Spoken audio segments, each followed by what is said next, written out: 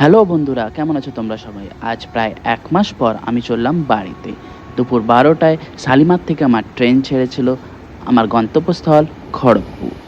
Train ছুটছে আর বাইরে তেমন গরম, গরমে হালত খারাপ।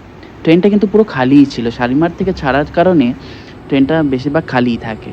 আমি আরামসে খালি ট্রেনে পা দোলাতে দোলাতে, আশপাশ দেখতে দেখতে, ভিডিও বানাতে বানাতে খড়গপুর চললাম। বেশিরভাগ ভিড়টাই হয়েছিল মেছেদা আর পাঁশকুড়া থেকে। পৌঁছে গেছি কোলাঘাট, পার হচ্ছে কোলাঘাটে রূপনারায়ণ নদী।